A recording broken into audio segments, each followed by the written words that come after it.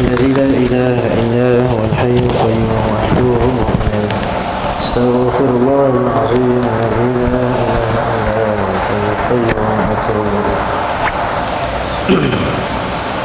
اللهم صل على سيدنا محمد. اللهم صل على سيدنا محمد.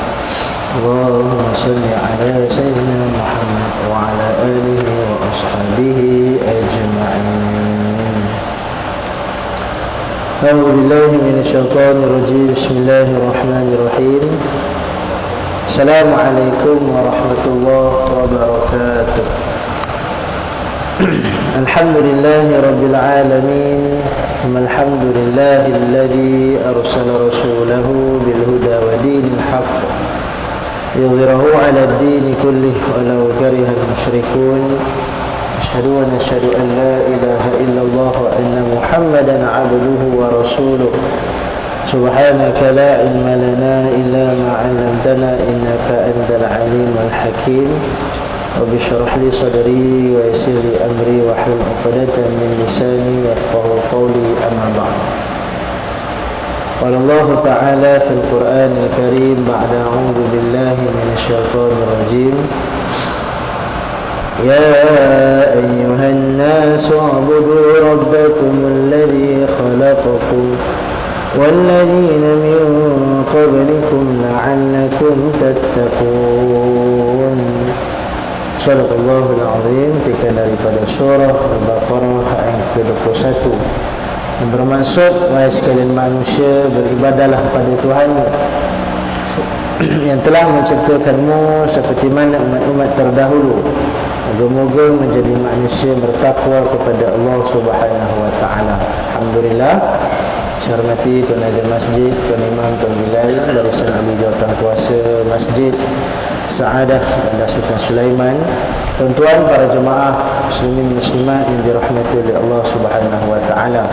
Alhamdulillah, banyak syukur pada Allah taala masih lagi diberikan ruang dan peluang, yang mana alhamdulillah Allah taala masih berikan kebaikan kepada kita dapat hadirkan diri seawal mungkin dalam rumah Allah taala ini. Alhamdulillah, kita mengambil keberkatan pada hari Jumaat dengan kita banyakkan selawat, banyakkan zikir dan sebagainya. Dan mudah-mudahan ini akan mengundang kebaikan dan mendapat redha daripada Allah Subhanahu wa taala. Insya-Allah. Amin amin ya rabbal alamin. Selawat dan salam ke atas surga besar baginda Nabi sallallahu alaihi wasallam, kerana dengan perjuangan dan pengorbanan baginda, alhamdulillah masih lagi dapat kita menikmati akan iman dan Islam hinggalah ke saat ini. Allahumma salli ala sayyidina Muhammad wa ala ali sayyidina Muhammad.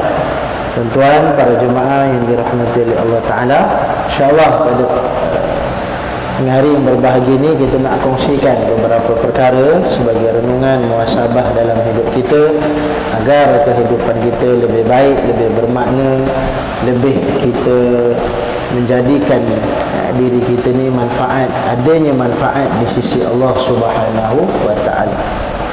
Baik itu tuan-tuan, pernah disebutkan Nabi SAW, khairun nas anfa'uhum linnas. Sebaik-baik manusia adalah yang nak memberi manfaat kepada orang lain.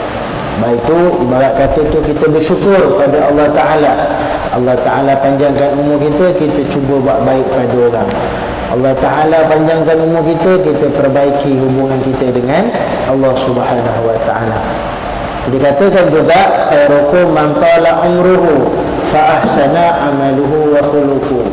Sebaik-baik manusia apabila umur dia dipanjangkan, diberikan oleh Allah Subhanahu wa taala, maka dengan itu dia perbaiki, dia mengislahkan diri dia, hubungan dia dengan Allah taala dan hubungan dia dengan manusia. Jadi Allah taala panjang umur kita, kita buat benda yang baik, kita nak mensyukuri, kita nak menjadikan diri kita manfaat. Baik itu kata Al-Imam Ibn Qayyim Al-Jawzi rahimahullah taala, antara perkara yang mana kita nak mengetahui, kita nak muhasabah kita nak mengetahui diri kita ni bermanfaat ataupun tidak, ataupun kita ni kehidupan kita ni ada kebaikan tak di sisi Allah Subhanahu wa taala. Jadi kita sekadar nak muhasabah. Dan mudahan ada dah. Dan mudahan kalau ada dapat kita istiqamahkan tak? dia biar mudah-mudahan ada dah, kita istiqamahkan. Kita teruskan, jangan kita istirahatkan. Kalau kita istirahatkan, dia tak jadi istiqamah, dia jadi istirahat dah sekali buat, lepas tu tak buat dah. Kita kena istiqamah tu, kena setia ke, mudah-mudahan dapat kita buat terus menerus, dan mudahan bertambah, mudah-mudahan makin baik. Itu sekadar muhasabah kita. Kata Sayyidina Umar bin Khattab radhiyallahu anhu, hasibu anfusakum qabla an tuhasab. Atas dunia inilah yang patutnya kita kena muhasabah. Kita nak perbaiki apa sahaja ni waktu kita atas dunia. Bukan nanti kita dah balik sana baru kita nak muhasabah, kita nak menyesal, ada tak guna dah. Ini waktu yang patut kita kena sesal, kita nak perbaiki dan sebagainya. Ini sekadar muhasabah kita, yang mana kita nak tengok Allah Ta'ala panjangkan umur kita, Allah Ta'ala kurniakan kita kehidupan, Allah Ta'ala pinjamkan bermacam-macam pada kita. Adakah perkara tersebut bermanfaat, ataupun kita nak katakan ada kebaikan tak di sisi Allah Subhanahu Wa Ta'ala. Cara yang pertama, kata Al-Imam Ibn Qayyim Al-Jawziyah rahimahullah ta'ala, iaitu bila mana Allah Ta'ala panjangkan umur kita sekalian, dalam diri kita ni ada tak terbetik kita nak memohon ampun kepada Allah Subhanahu Wa Ta'ala. Dalam hidup kita ni, hari-hari Allah Ta'ala panjang umur kita, sampaikan ni sekarang ni Allah Ta'ala panjang umur kita. Dalam hidup kita ni ada tak kita nak minta ampun pada Allah Subhanahu Wa Ta'ala? Sebab kita kena datangkan dalam diri kita ni, kita nak minta ampun. Kita ni berdosa, kita banyak dosa, kena banyak minta ampun pada Allah Ta'ala. Jangan sampai dengan panjangnya umur kita ni, kita langsung tak minta ampun pada Allah Ta'ala. Kita buat benda-benda yang tak baik, kita masih teruskan maksiat-maksiat, perkara-perkara mungkar dan sebagainya. Baik itu pernah berlaku antara satu dialog antara Al-Imam Ghazali rahimahullah ta'ala dengan anak murid dia. Anak murid dia tanya, wahai tuan guru, kenapakah kita ni masih lagi dipanjangkan umur, masih lagi diberikan kenikmatan oleh Allah Ta'ala, sedangkan kita ni manusia yang bermaksiat, manusia yang pendosa. Ini anak murid ni dia bertanya pada guru dia, iaitu Al-Imam Al-Ghazali rahimahullah ta'ala. Kenapa kita ni masih lagi panjang umur? Kenapa masih lagi kita ni ada diberikan kehidupan, diberikan kenikmatan, sedangkan semalam mungkin kita ada buat benda yang Tuhan marah. Semalam mungkin sebelum tidur malam tadi mungkin kita ada buat benda yang maksiat. Kita mungkin kacau orang, kita buat orang sakit hati, buat orang geram dengan kita. Hubungan dengan manusia itu adalah benda yang tak apa elok kita buat. Dengan Allah Ta'ala pun mungkin langsung kita semalam langsung tak buka Quran, langsung kita tak ada sedekah, langsung kita tak jaga solat kita dan sebagainya. Tapi Alhamdulillah hari ini Tuhan panjangkan umur kita. Kenapa wahai Tuan Guru? Jadi anak murid tanya dah. Ini anak murid level tinggi lah. Jenis yang belajarnya Alhamdulillah tak? Jadi sejauh diri dia. Dia nak bertanya. Kan? Jadi biasalah anak murid dia nak bertanya kenapa sekian, biasa. Jadi kata Al-Imam Ghazali rahimahullah ta'ala, beliau mengatakan, wahai anak muridku, ketahuilah dengan umur yang Tuhan pinjamkan kepada kita, dengan kehidupan yang Tuhan pinjamkan kepada kita ni, itu tanda Allah Ta'ala nak kita ni minta ampun pada dia. Allahu Akbar. Jadi rupa-rupanya kita panjang umur ni bukan kita nak continuekan kita punya dosa, tapi adalah untuk kita nak minta ampun pada Allah Ta'ala. Life kan kita punya new kan kita punya life. Lebih kurang lah bahasa Jawa dia lebih kurang ada. New kan kita punya life, bukan continue kita punya dosa kita, maksiat kita tak, tapi kita life kan. Kita new kan life kita, kehidupan kita ni kita barukan, kita betulkan. Kita tak nak dalam takut yang bangga dengan dosa, kita masih lagi bermaksiat sebagainya. Sebab itu Allah Ta'ala katakan, sebab itu dikatakan Allahumma salli ala sayyidina Muhammad wa ala ali sayyidina Muhammad. Orang yang dalam diri dia ada kesedaran, dia senantiasa nak wa yatubullahu alaihi. Mereka ni akan datang rasa kesal dalam diri mereka, nak minta ampun. Wa yatubullah. dia akan nak minta ampun pada Allah Subhanahu wa taala dengan apa yang Abi Jahal lah, dengan apa yang dia buat atas dunia ni, benda-benda ngarut, benda-benda tak baik kan, ambil hak orang, bohong orang, khianat orang, benda-benda tak baik. Dengan kita katakan ibadah daripada Allah Ta'ala pun agak kurang tak? Maksiat berleluasa, macam-macam. Jadi benda-benda yang dia buat kejahatan, Abu Jahal dah lah buat kejahatan, kemudian jahil buat tu, sengaja jahilkan diri, sengaja buat benda-benda yang tak baik. Jadi orang macam ni, dia dalam keadaan dia nak menginsafi, dia nak betulkan diri dia nak minta ampun pada Allah Subhanahu wa taala. Baik tu kita muhasabah kita ni, Allah tak, bukan sebab kita ni hebat, bukan sebab kita ni kuat, bukan semata-mata kita ni sihat, Tuhan panjangkan umur kita, tapi Tuhan bagi peluang. Tuhan sayang dengan kita, dia bagi peluang. Tak apa, aku panjangkan umur hamba aku fulan bin fulan tu biar. Mudah-mudahan dia tu ada kesedaran, ada orang ingatkan dia, suruh minta ampun, suruh perbaiki amal soleh dia, benda-benda ibadah semua. Allah Ta'ala sengaja panjangkan umur kita ni supaya kita nak minta ampun pada Allah Subhanahu wa taala. Jadi ayuh, saya ngajak tuan-tuan, ayuh kita perbanyakkan untuk kita nak minta ampun. Bila mana seseorang itu minta ampun pada Allah Ta'ala, itu tanda ada kebaikan dalam diri dia. Dia memanfaatkan apa yang Allah Ta'ala pinjamkan kehidupan pada dia, dia pulangkan balik, dalam arti kata dia nak minta ampun pada Allah Ta'ala. Sebab apa nak kena minta ampun? Sebab kita nak hidup dalam keadaan yang baik. Apatah lagi kita nak hidup atas dunia sementara ni dalam keadaan baik, dan kita nak hidup selepas kematian kita pun dalam keadaan yang baik. Sebab hidup ni bukan atas dunianya tu sekalian. Hidup ni bukan atas dunia saja. Ada setengah orang dia mikir hidup ni atas dunia je. Tak, kita kena mikir hidup kita dua kali tuan-tuan. Hidup kita bukan sekali. Yang sekali tu mati, yang sekali tu mati. Hidup kita ni dua kali. Sekarang kita hidup, kemudian kita akan mati, lepas tu kita akan hidup semula. Dia bukan hidup ni straight abadan tak.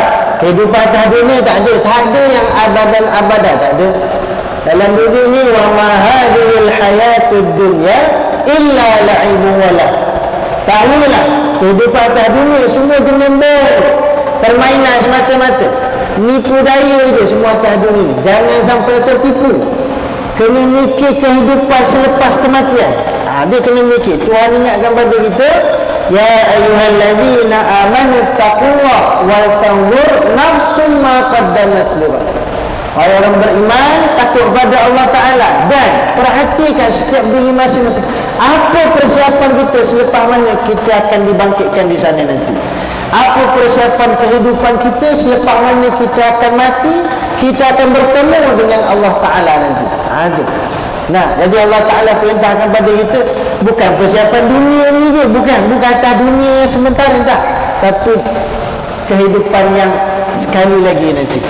Yang tu baru abadah. Yang tu baru kita katakan kekal selama-lamanya. Sekarang tak kekal lagi. Mana ada yang kekal kan atas dunia? Tak ada yang kekal atas dunia, tak ada. Semua yang ada atas dunia semua tak kekal. Sampai satu saat kita akan sampai ajalnya. Apa sahaja, tumbuh-tumbuhan, binatang, manusia, apa sahaja. Kalau perkara atas dunia tak ada apa yang kekal, tak ada apa yang baqa tu sekalian, kecuali wal akhiratu khairu wa abqa. Akhirat sana je, lepas kita mati sekalian, itulah yang kekal abadi kita tu. Baik tu kehidupan sekarang ni dia belum lagi. Persiapan waktu atas dunia ni kita buat persiapan untuk kehidupan kita nanti. Ada setengah dia kata kehidupan persiapan selepas mati, selepas kita hidup ni.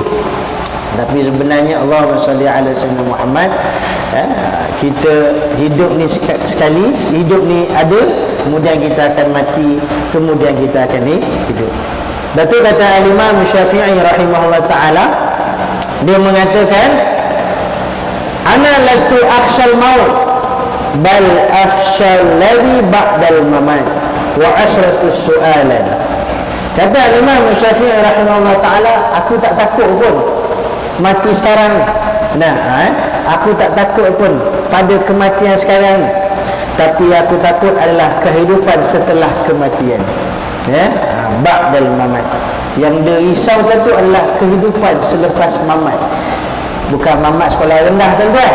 Bukan mamat niaga, tak. Ini mamat ni mati, lepas mati. Tu yang dia risau.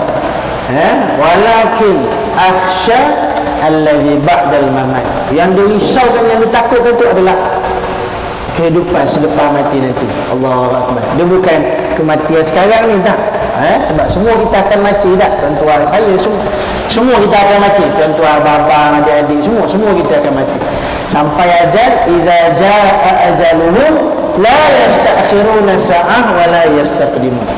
Sampai ajal kita, tak boleh kita nak percepat, tak boleh kita nak lambat. Dia akan datang dalam keadaan yang tepat. Allahu Akbar. Baik itu tuan-tuan, para jemaah yang dirahmati oleh Allah Subhanahu wa taala. Jadi kita katakan kita adakanlah persiapan kita atas dunia. Tapi bukan erti kata kita buang dunia kita, tidak. Bukan kita tinggalkan dunia kita, tak.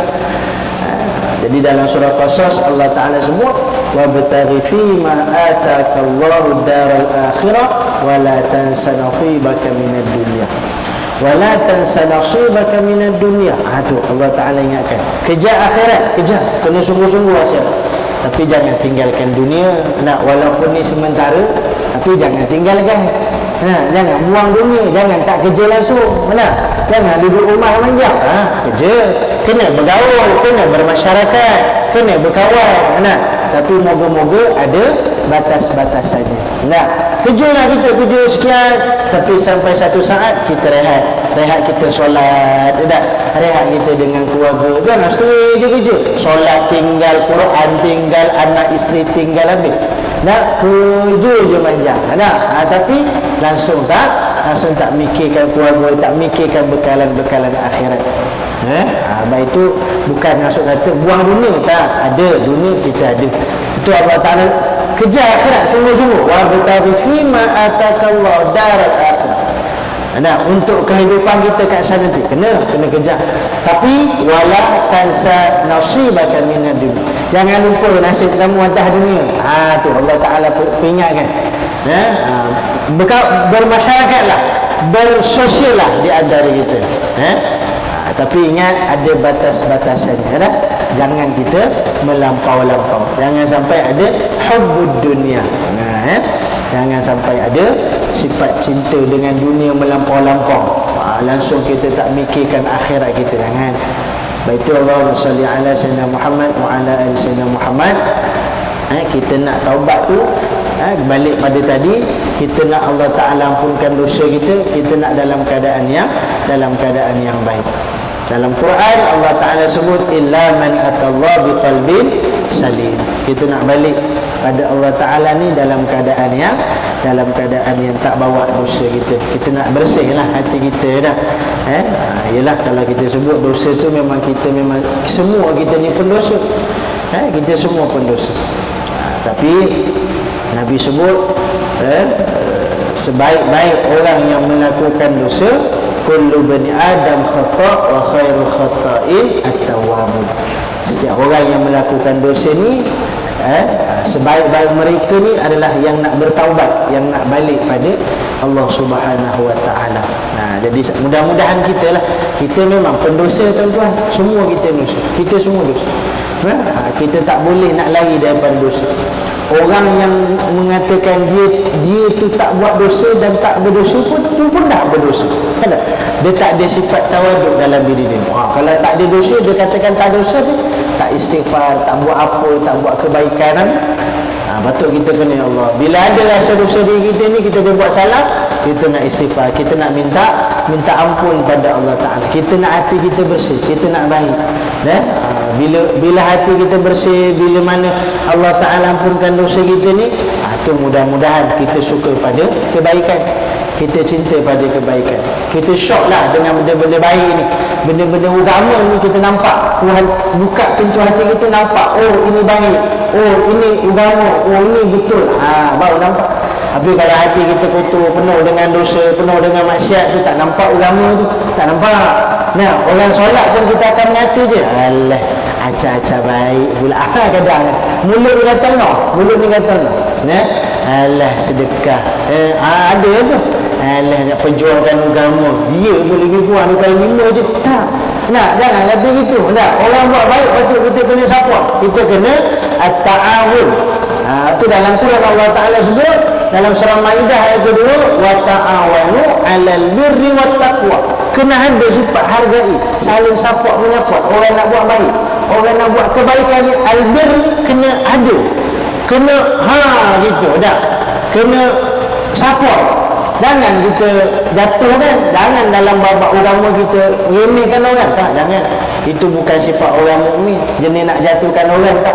Patut kita kena at-ta'awanu 'alal birri wat taqwa. Mudah-mudahan bila kita support, saling menghargai, saling menaikkan agama kita, kita nak perjuangkan agama kita, nak sayang agama kita, kita nak menghargai apa yang telah diperjuangkan oleh baginda Nabi SAW dan para sahabat radhiyallahu anhum ajma'in. Nak, kita nak menghargai. Baik itu bila mana perkara tersebut benda baik, kita nak sama-sama, nak tolong, nak saling angkat sama-sama, baru dia akan jadi satu kebaikan. Dan moga-moga Allah Ta'ala kira sebagai takwa kita pada Allah Ta'ala, ada rasa takwa, rasa takut kita, rasa sayang kita dengan agama. Baik itu orang yang orang tak ada, dia tak ada sayang dengan agama, orang yang rasa macam biasa-biasa dengan agama, rugilah kita sekalian. Baik itu kita pesan awal-awal, dia katakan Islam ataupun agama ni, dia tak rugi kalau kita tak ada.